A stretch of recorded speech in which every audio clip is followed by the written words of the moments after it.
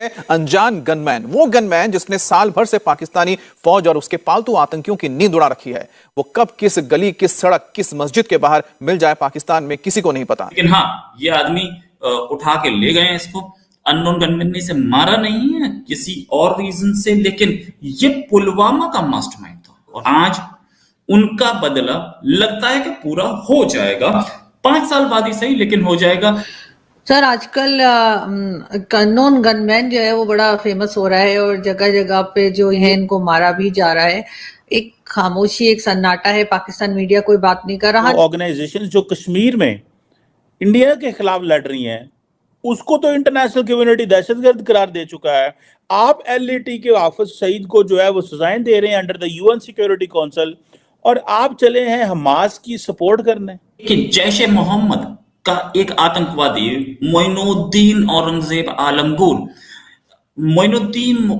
आलमगीर, इस आदमी को गायब कर दिया गया। मतलब गायब, मतलब इसको कुछ अननोन गनमैन आए और उठा के ले गए अपनी गाड़ी में, एब्डक्ट कर दिया। हमारी एजेंसीज इतनी कमजोर हैं कि उन्हें पता ही नहीं लग रहा कि कोई आ रहा है और मार के जा रहा है। लेकिन जिन लोगों को मारा जा रहा है वो हमेशा से वांटेड में रहे हैं, वांटेड लिस्ट में रहे हैं, और कहीं ना कहीं से टेररिज्म का इल्जाम उनके ऊपर रहा है। भारत में मोस्ट वांटेड भी रहे हैं। तो साइड पे वो अंदर घुस के आपको आके मारते हैं, लेकिन अफसोस कि आपने इस पे तवज्जो नहीं दे रहे हैं और मुसलसल ये मजीद खराबियों की तरफ जाएगा। तो पाकिस्तान मेरे ख्याल है इससे तो सफाई हो रही है यहाँ पे। तो ऑपरेशन क्लीन अप का नाम दे देना चाहिए कि जो काम हमें करना चाहिए था वो एक दूसरी कंट्री के लोग आके करके और निकल भी जाते हैं। और हमें दोस्तों, भारत का पुराना दुश्मन जो पुलवामा हमले में जो है अटैक करवाया था, मेन हैंडलर जो है जिसका नाम औरंगजेब जागीर था, वो जो है पाकिस्तान से लाहौर से जो है बंदूक के नोक पर कोई अननोन गनमैन जो है इसको किडनैप कर लिया है, लापता हो चुका है।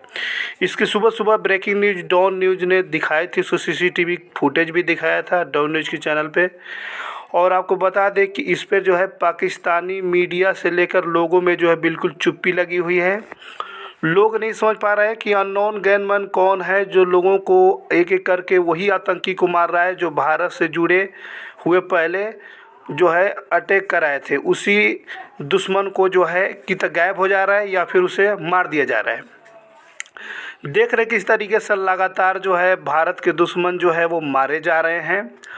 और इसमें पाकिस्तानियों के कुछ लोगों का कहना है कि ये इसमें रा की साजिश है, भारत की एजेंसियां ये सब करा रहा है, ये कुछ लोगों का भी कहना है। आजकल अननोन गनमैन जो है वो बड़ा फेमस हो रहा है और जगह जगह पे जो ये टेररिस्ट कहलाते हैं इनको मारा भी जा रहा है। एक खामोशी, एक सन्नाटा है, पाकिस्तान मीडिया कोई बात नहीं कर रहा। न्यूज़पेपर्स वगैरह में, डॉन वगैरह में ये न्यूज़ आ जाती हैं। आपके ख्याल से कौन कर रहा है ये? क्या ये भारत की एजेंसीज आके मार रही हैं? अगर ऐसा है तो फिर हमारी एजेंसीज को पता क्यों नहीं लग रहा? या फिर आप समझते हैं कि हमारे ही लोग हैं जो इन लोगों को खत्म कर रहे हैं ताकि दोबारा FATF में ना जाना पड़े और इस किस्म की जो प्रॉब्लम फेस कर रहा है पाकिस्तान इन लोगों की वजह से जो दहशतगर्दी करते हैं उससे बच सके?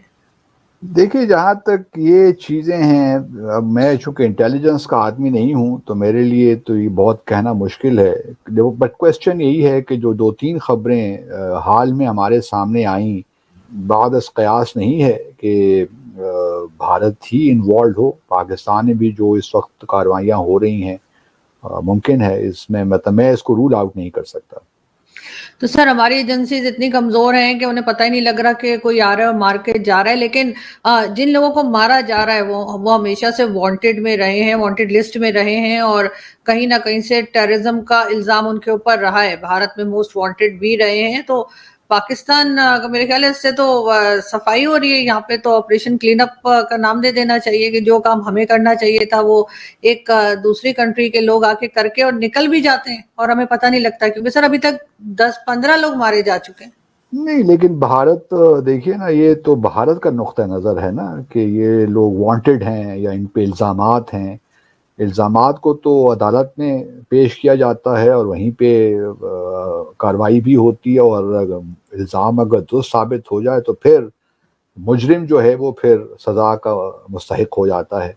लेकिन ये अपने तौर पे ही चीज़ें डिसाइड कर लेना, ये तो किसी मुल्क को हक़ नहीं देती। और अगर आपको शिकायत है या कोई प्रॉब्लम है तो आप उस मुल्क से राब्ता कायम कीजिए। ये तो खुली दहशत गर्दी है मेरे ख्याल में कि आप दूसरे ममालिक में जाके, चाहे वो कनाडा हो या अमेरिका हो, आप वहाँ जाकर लोकल ऑपरेटिव्स आप हायर करें, उनको पैसे दें, ये तो टेरर फाइनेंसिंग में आता है, ये तो मनी लॉन्ड्रिंग में आ रहा है।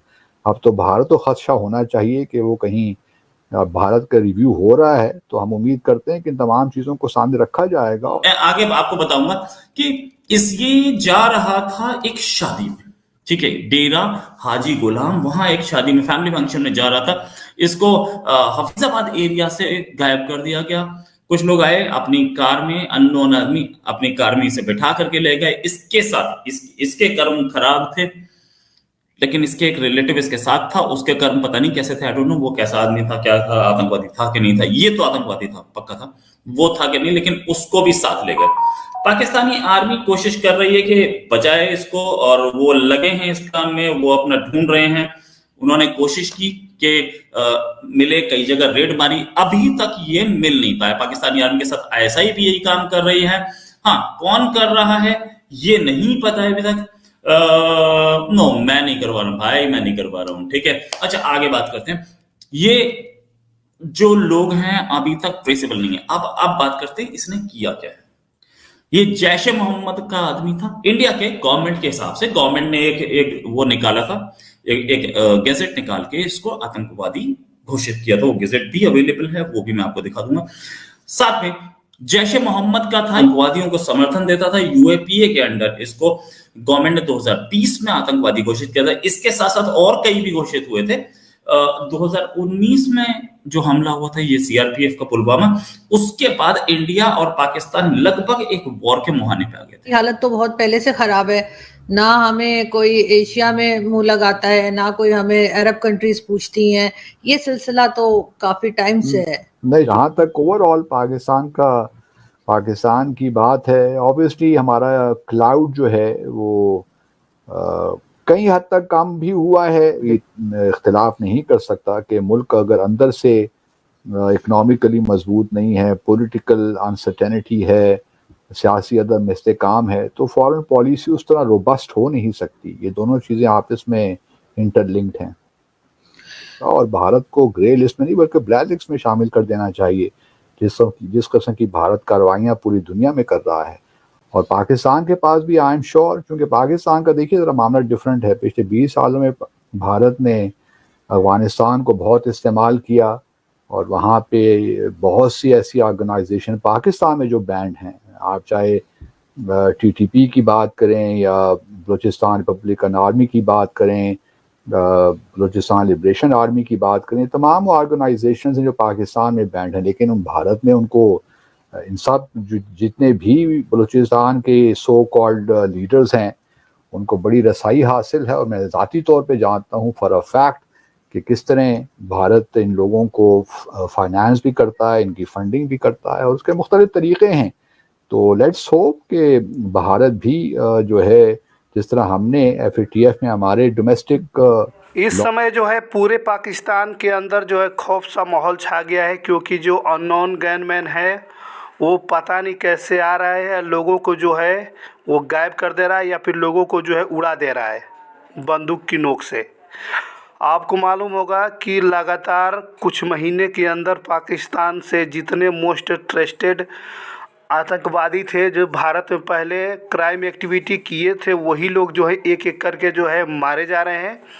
इसमें पाकिस्तानी मीडिया भी बिल्कुल जो है बोल नहीं पा रही है, और लोग जो है बिल्कुल सदमे से लग गया है। लोगों को पाकिस्तान के लोगों को यही नहीं समझ में आ रहा है कि आखिर में इन लोगों के साथ हो क्या रहा है।